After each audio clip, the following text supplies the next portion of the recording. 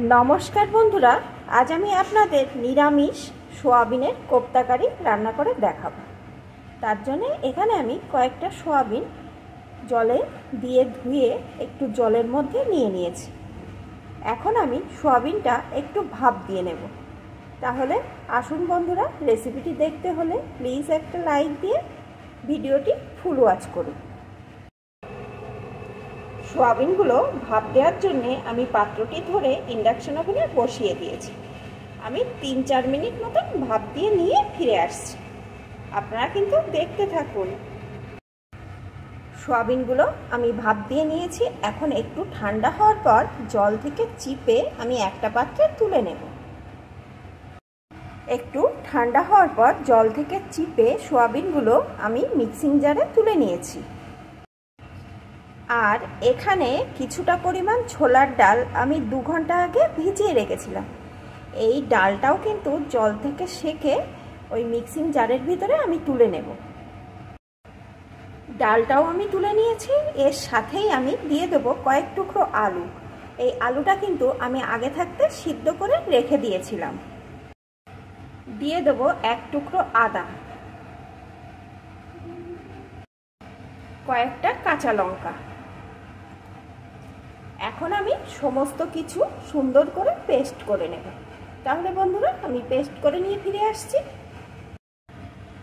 সব কিছু পেস্ট করে আমি একটা পাত্রে ঢেলে নিয়েছি। এখন এর ভিতরে আমি দিয়ে দেব একটু লঙ্কা গুঁড়ো, একটু ভাজা জিরের গুঁড়ো, একটু গরম মশলার গুঁড়ো। যেহেতু নিরামিষভাবে আমি রান্নাটা করছি তাই এখন দিয়ে দেবো একটু হিং,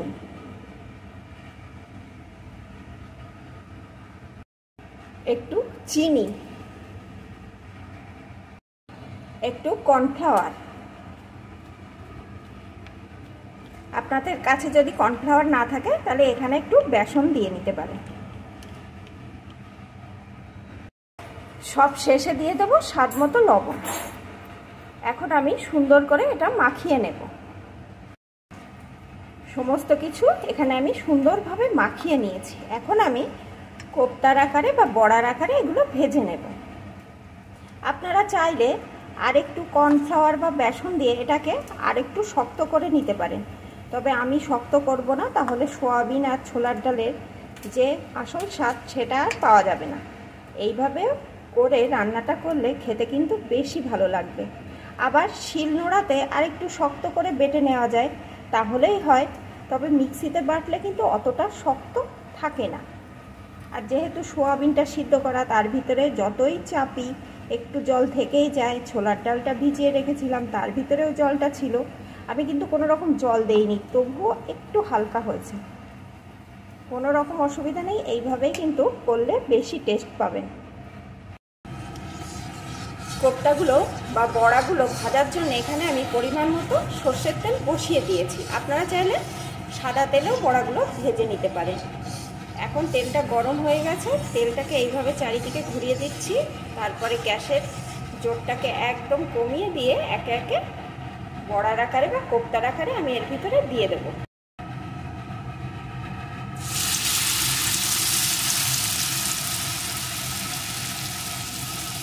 এইভাবে চামচে করে করে একটা একটা করে দিয়ে দেব।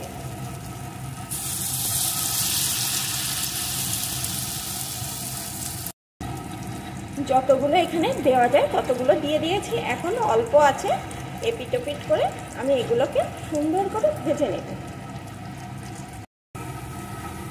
কোপ্তাগুলো আমি এপিট ওপিট সুন্দর করে লাল লাল করে ভেজে নিয়েছি। এখন এগুলোকে আমি তুলে নেব। তুলে নিয়ে বাকিগুলো এই একইভাবে ভেজে নেব। তাহলে বন্ধুরা সমস্ত কোপ্তাগুলো ভেজে আমি ফিরে আসছি। সমস্ত কোপ্তাগুলো আমি ভেজে নিয়েছি। তারপরে কড়াইয়ে আমি আরেকটু তেল দিয়ে গরম করে নিয়েছি। এখন এই তেলের ভিতরে দিয়ে দেবো টুকরো করে কেটে রাখা আলু, দিয়ে দেবো একটু লবণ। আমি কোপ্তাকারিটা আলু দিয়েই করছি, আপনারা চাইলে শুধুও করে নিতে পারেন। এখন আলুটাকে লাল লাল করে ভেজে নেব। আলুগুলো এখানে সুন্দর করে আমি ভেজে নিয়েছি। এখন আলুগুলো আমি একটা পাত্রে নামিয়ে নেব। এখন এই তেলের ভিতরে আমি ফোড়নে দিয়ে দেব কিছুটা গোটা জিরে, একটা শুকনো লঙ্কা। ফোড়নটা সুন্দর করে ভেজে নেব। ফোড়নটা সুন্দর করে ভেজে নিয়েছি। এখন এর ভিতরে দিয়ে দেব একটা টমেটো কুচি, দিয়ে দেব জিরে আদা বাটার পেস্ট, একটু লঙ্কা গুঁড়ো, পরিমাণ মতো হলুদ গুঁড়ো। এখন কিন্তু আমি কোনো রকম লবণ দেব না, লবণটা পরে দেব। এখন মশলাটা সুন্দর করে কষিয়ে নেব। মশলাটা সুন্দর করে কষিয়ে নিয়ে আমি গ্যাসটা কিন্তু অফ করে দিয়েছি, কারণ এখন আমি দিয়ে দেবো এর ভিতরে ফ্যাটানো টক দই। এই টক দইটা দিলে কিন্তু অনেক সময় ছানা কেটে যায়, তাই গ্যাসটা অফ করে দিলে আর ছানা কাটার কোনো ভয় থাকে না। যেহেতু নিরামিষ রান্না তাই একটু দেব চিনি। আপনারা যে যেমন মিষ্টি পছন্দ করেন তেমনভাবে দিয়ে দেবেন। এখন দিয়ে দেবো স্বাদ অনুযায়ী লবণ। ভালো করে মিশিয়ে নেব।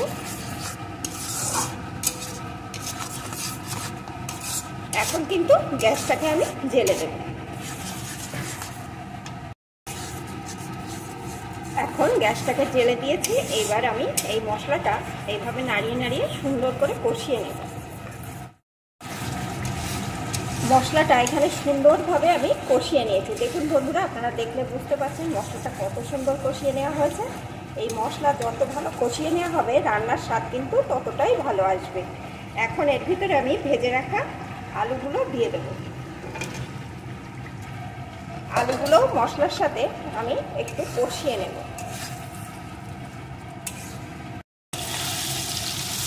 আলুটাও মশলার সাথে আমি সুন্দরভাবে কষিয়ে নিয়েছি। এখন এর ভিতরে আমি দিয়ে দেবো পরিমাণ মতো জল। আমি কিন্তু উষ্ণ গরম জল দিয়ে দিচ্ছি।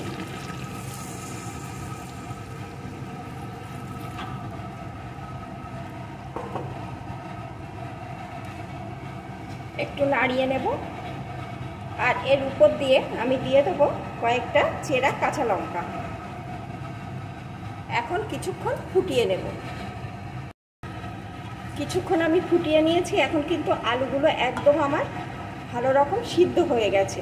আর এইটুকু ঝোল রাখতে হবে, কারণ যখনই আমি কোপ্তাগুলো দেবো কোপ্তাগুলো কিন্তু ঝোলটা অনেকখানি টেনে যাবে। এখন কোপ্তাগুলোকে আমি দিয়ে দেব। সব কোপ্তাগুলো কিন্তু আমি দিচ্ছি না, কয়েকটা আমি শুধু খাওয়ার জন্য রেখে দিচ্ছি। কারণ এই কোপ্তা কিন্তু শুধু শুধু খেতে বা গরম ভাতে বা মুড়ির সাথে যার সাথেই খান না কেন খেতে অসাধারণ স্বাদের হয়। আপনারা কিন্তু না খেলে বুঝতে পারবেন না। এখন 1 মিনিট একটু ফুটিয়ে নেব। 1 মিনিটেরও কম, 2-1 বার জাস্ট এরকম ফুটে উঠলে এটা কিন্তু হয়ে যাবে। কারণ এই কোপ্তাগুলো খুবই নরম হয়ে যাবে এই ঝোলের মধ্যে দেওয়ার সাথে সাথে। এমনিতে খেতে কিন্তু মুচমুচে, কিন্তু যেই ঝোলে পড়বে ঝোলটা টেনে নেবে আর কোপ্তাগুলো কিন্তু একদম নরম হয়ে যাবে। এখন আমি এর উপর দিয়ে দেব একটু গরম মশলার গুঁড়ো, আর সাথে দিয়ে দেব একটু ঘি।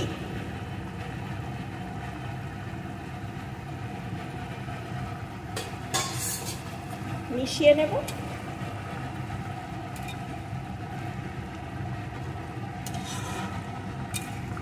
এখন কিন্তু আমার নিরামিষ সোয়াবিনের কোপ্তা কারি বা বড়ার ঝোল যে যেটাই বলেন আমার কিন্তু একদম রেডি। বন্ধুরা, এইভাবে নামিয়ে দেবো। এই ঝোলটা কিন্তু এই বড়াগুলো বা কোপ্তাগুলো একদম টেনে নেবে, তখন কিন্তু আর একটুও ঝোল থাকবে না। তাই এরকম ঝোল নামালে আমার ঝোলটা ঠিকঠাক থাকবে। নিরামিষের দিনে একঘেয়েমি সোয়াবিন না খেয়ে এইভাবে যদি সোয়াবিনের কোপ্তা কারি তৈরি করে খান, মুখের স্বাদটা পাল্টাবে আর খেতে কিন্তু অসাধারণ স্বাদের হয়। এই নিরামিষ সোয়াবিনের কোপ্তা কারি খেলে আপনারা কিন্তু মাছ মাংস আর খেতে চাইবেন না, তখন বারবার এই নিরামিষ সোয়াবিনের কোপ্তা কারি তৈরি করেই খাবেন। আর যারা সোয়াবিন পছন্দ করেন না তারা অবশ্যই এইভাবে একবার তৈরি করে খেয়ে দেখবেন। কথা দিলাম বন্ধুরা, আপনারা কিন্তু এটা খেয়ে খুবই প্রশংসা করবেন। এখন এটা আমার রেডি, আমি নামিয়ে নেব। বন্ধুরা, আমার রেসিপিটি আপনাদের ভালো লাগলে কমেন্ট করে জানাবেন, অবশ্যই কিন্তু একটা লাইক দিয়ে দেবেন।